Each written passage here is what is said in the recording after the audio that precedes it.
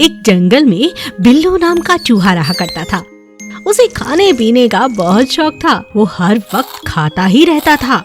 बिल्लू का परिवार हमेशा उसे समझाता रहता था।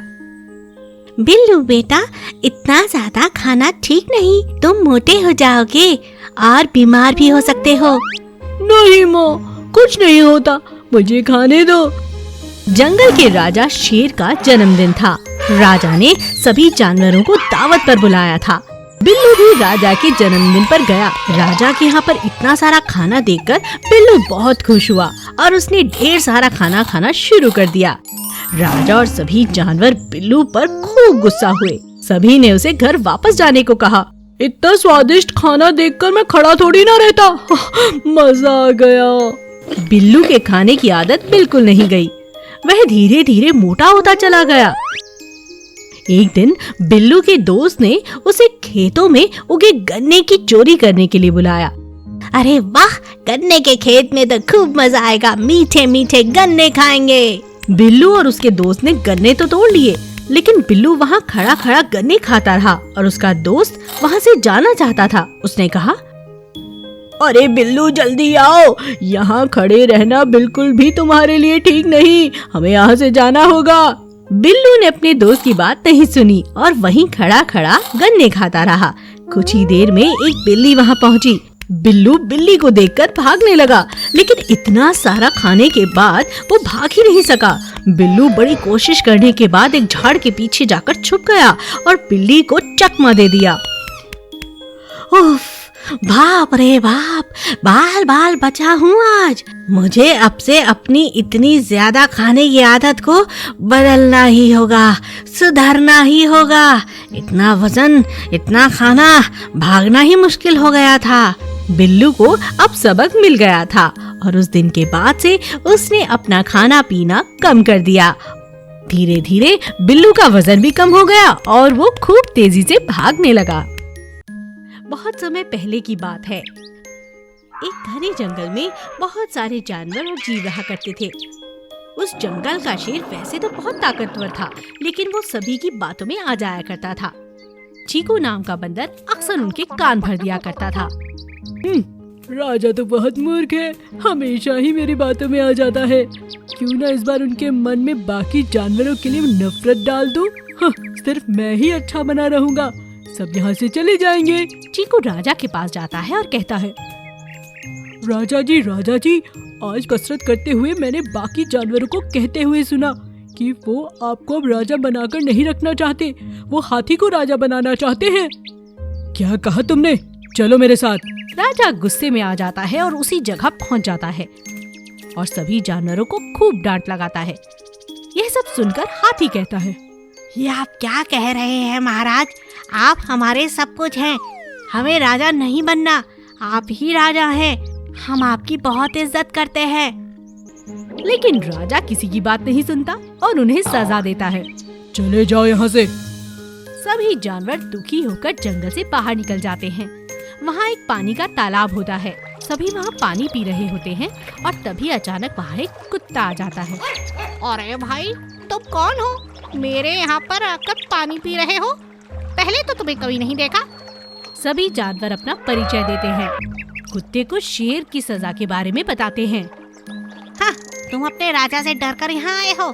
चलो अभी मेरे साथ, अभी ऐसी धमकी दूंगा कि तुम्हें वापस जंगल में रख लेगा। क्या कह रहे हो? शेर को क्या कोई धमकी दे सकता है? क्यों नहीं, धमकी देने के लिए जिगरा चाहिए, मन चाहिए, हिम्मत चाहिए। और तुम्हारा शेर तो कच्चे कान वाला लगता है, तुरंत डर जाएगा। और अगर ना डरा तो मुझे बचा लेना। सभी जानवर मान जाते हैं और कुत्ता जोर से जाकर जंगल के बीचों बीच खड़ा हो जाता है और कहने लगता है, कौन है यहाँ का शेर? मैं किसी से नहीं डरता, यहीं आओ, अभी आओ। आज के बाद मेरे दोस्त यहीं रहेंगे। जोर जोर से कुत्ते की आवाजें सुनकर चीकू तुरंत शेर के पास जाता है और सारी बात बताता है। शेर घबरा जाता है और वहाँ से भाग जाता है। अरे वाह, छोटा सा कुत्ता और इतनी हिम्मत, हमारा शेर ही भगा दिया। तुम्हारा बहुत बहुत शुक्रिया कुत्ते। एक समय की बात है। एक गांव में एक पति पत्नी रहा करते थे। उनको एक सन्यासी ने बहुत साल पहले एक श्राप दिया था, जिस कारण उनका कभी बच्चा नहीं हो सकता था। वो दोनों बार बार सन्यासी से वो श्राप हटाने की मिन्नतें किया करते थे, लेकिन सन्यासी कभी उनकी बात नहीं सुनता। अब हम क्या करें? ये श्राप कैसे हटाएं हम? दुखी होकर एक दिन पति सन्यासी के पास गया। हे सन्यासी बाबा, ये श्राप हमारे ऊपर से क्यों नहीं हटा देते आप? मेरी पत्नी दिन रात रोती रहती है। हम आपसे हाथ जोड़कर पैर पकड़कर माफी मांगते हैं। मैं जानता हूँ उस दिन हमने एक बहुत बड़ी गलती की थी।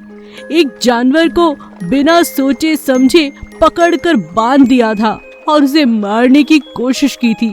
बहुत साल हो गए, ऐसा कोई पाप हमने अब नहीं किया। सन्यासी को उन दोनों पर दया आ गई और कहने लगा, ठीक है, मैं तुम्हारा श्राप हटा दूंगा, लेकिन तुम्हारी औलाद इंसान नहीं बल्कि एक मेंढक होगी। वे दोनों इस बात से बहुत खुश थे। जल्द ही उनके घर में एक मेंढक बेटी पैदा हुई। उन्होंने उसका ख्याल बिल्कुल वैसे ही रखा मानो कि वो एक असली इंसान हो।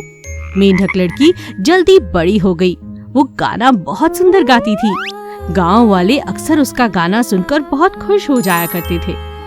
उसी गांव में एक दिन एक राजकुमार वहाँ से गुजरा। उसने मेंढक लड़की की आवाज सुनी। वाह, क्या आवाज है! कितना सुंदर, शांत और मन को मोह देने वाला संगीत है। राजकुमार ने गांव वालों से उस लड़की के बारे में पूछा और उसका पता लगा लिया। असल में वो एक मेंढक थी। राजकुमार ने सब कुछ जानते हुए भी उससे शादी करने की सोची। मेंढक लड़की यह जानकर बहुत खुश हुई। मेंढक लड़की और राजकुमार की बहुत जल्द शादी हो गई। लेकिन मेंढक लड़की और राजकुमार को एक साथ रहने में बहुत तकलीफ होने लगी। मैं क्या करूं? मैं एक मेंढक हूँ। मेंढक लड़की भागकर अपने घर वापस चली आती है। राजकुमार अगले दिन उसे ढूंढते हुए वापस आता है। उसने मेंढक लड़की को मनाया और उसे फिर अपने घर ले गया। घर आते समय उसे परियां दिखी। परी ने मेंढक लड़की को देखा और कहा, मैं तुम्हें एक मेंढक से लड़की बना देती हूँ। यही राजकुमार के लिए एक तोहफा है। परी के जादू से मेंढक लड़की एक सचमुच की इंसान लड़की बन जाती है। आपका बहुत बहुत शुक्रिया परी जी, आपने मुझे एक नई जिंदगी दी है। राजकुमार और रानी बहुत खुश हुए और साथ साथ रहने लगे। चूहा, बिल्ली और शिकारी। एक जंगल में एक उल्लू, एक नेवला, एक चूहा और एक बिल्ली एक पेड़ के नीचे रहते थे। वे एक दूसरे के पैदाइशी दुश्मन थे और एक दूसरे से बचकर रहते थे। एक दिन उस गांव में एक शिकारी आया।